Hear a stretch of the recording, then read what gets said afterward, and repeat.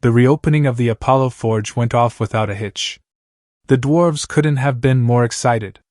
The massive forge, towering hundreds of meters high, gleamed like a monument to their ancestors. It wasn't just a machine, it was the legacy of an entire civilization, every bolt, rune, and engraving a piece of history. Once, this forge had produced weapons so powerful they had shaped the fate of kingdoms, and now it was alive again. Lin Tian had promised that if they could bring out 1,000 enchanted weapons, they'd have an army capable of facing tens of thousands. The dwarves believed him. They trusted him, not only for his ambition but for how he carried himself, calm and steady, like someone who understood both war and the hearts of those who would fight it. Work began fast. The forge roared to life with a thunder that shook the mountain halls. Teams were split up efficiently. Miners went deep underground to haul out fresh ore. Others kept the fires blazing, the heat pulsing like the heartbeat of a giant, and a group of skilled enchanters worked on the runes and symbols that would give each blade its power. The best blacksmiths, legends among their kind, took their stations at the forge, ready to turn metal into magic.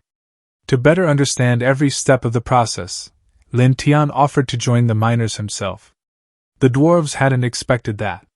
For someone of his rank to dig in the dirt alongside them, it moved them deeply. They started to see him not just as a leader, but as one of their own. The female dwarves couldn't help but stare.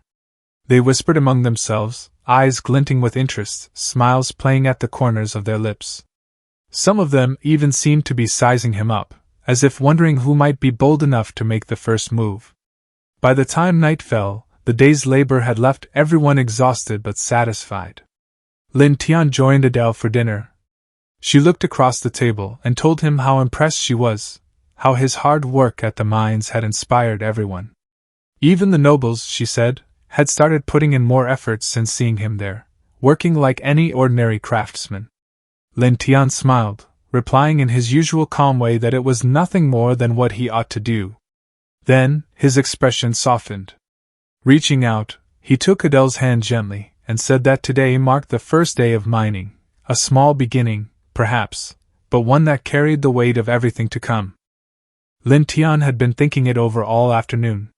Sure, the royal family was covering everyone's drink expenses across the city, a generous move to keep morale high, but he figured it wouldn't hurt if he showed up in person.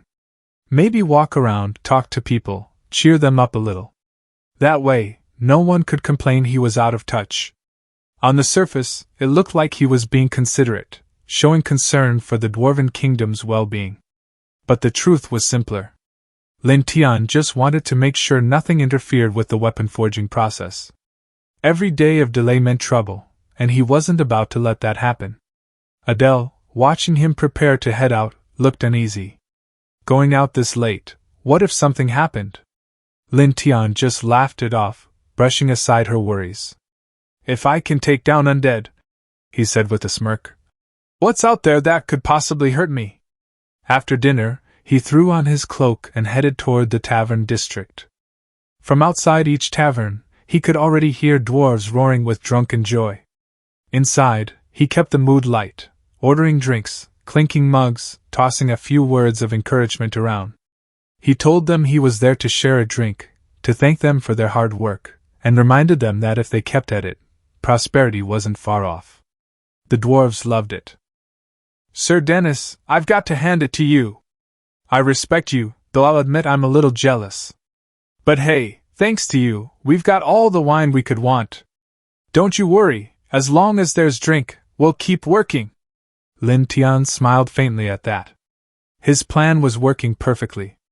A city full of happy, drunk workers meant steady progress on the magical weapons. He could relax, at least for now.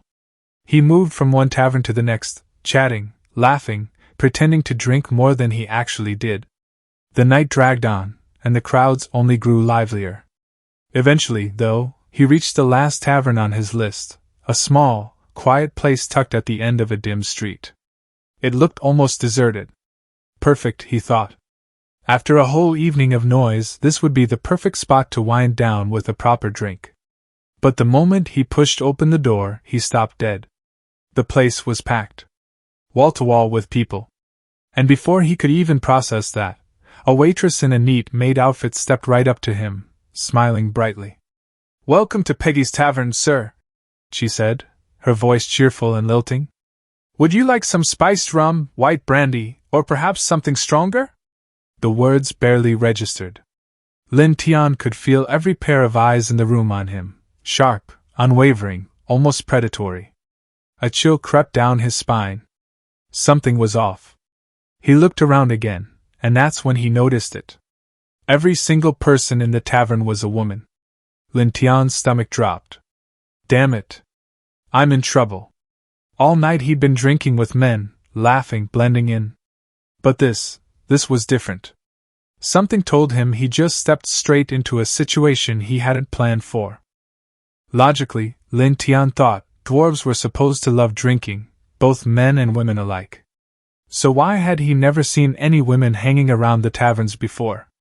The answer hit him a second too late. They weren't absent. They were waiting.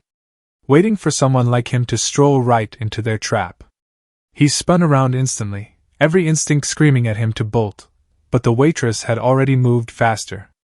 The door clicked shut behind him, the lock snapping into place. When he turned back, every woman in the room was on her feet, their eyes shining with a mix of amusement and something a lot more dangerous. "Well, if it isn't Lord Dennis," one of them said, voice sweet as syrup as she looped her arm around his. "You must be thirsty. Come, have some water." Before he could protest, she'd already pulled him into the center of the room.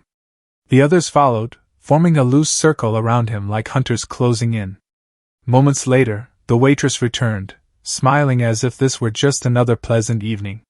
"This is our tavern's special oolong tea," she said cheerfully, placing a cup in front of him. "You'll love it. Go ahead, have a full cup." Lin Tian frowned at the murky brown liquid, suspicion flickering in his eyes. But under all those expectant gazes, he didn't want to look weak. So he braced himself and downed the drink in one go. The burn hit him immediately. Heat shot down his throat and exploded straight up into his skull. His vision wobbled. "What the hell?" He snatched the bottle out of the waitress's hands, blinking hard at the label. "Special oolong tea, mixed with liquor, 92% alcohol." His goblin body wasn't built like a dwarf's. He could barely handle ale, let alone that kind of firewater. The room tilted. His head spun, his thoughts went fuzzy, and before he could even curse again, darkness swallowed him whole. When Lin Tian finally woke, it was morning, though he couldn't have said how long he'd been out. His entire body felt like it was made of fog, his limbs heavy and useless. It took hours, literally half a day, before he could even push himself upright. He blinked groggily and looked around. What he saw nearly made him choke. The enormous bed he was lying in was covered in dwarven women, half-dressed, tangled in sheets, sprawled every which way. Every single one of them was out cold. What the hell happened last night? He forced himself to stand, every muscle screaming. His mind screamed only one thing: run. But the moment he tried to move, his knees buckled, and he had to catch himself against the wall. Whatever happened, he wasn't sticking around to find out. He had to get those magical weapons and get the hell out of this cursed place before it finished him off. Later, in the Queen's chamber, the sound of quiet sobs filled the air. "My love, this is all my fault," Adele whispered, tears streaming down her cheeks.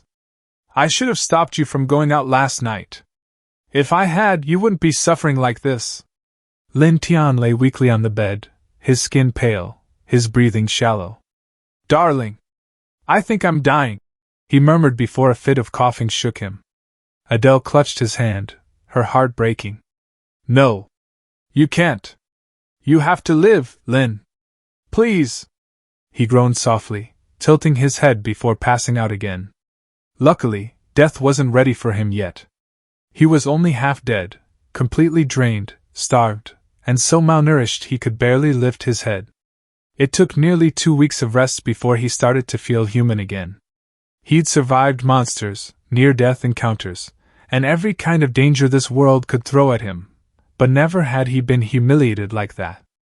The memory alone made him grit his teeth. Almost dying in such a ridiculous way, that was a shame he'd never lived down. He swore right then that once he recovered, he'd start his life simulation again, find those magical weapons, and disappear from this insane place for good. But just as he was about to leave, a thought stopped him cold. Something important, something he'd almost forgotten, flickered in his mind.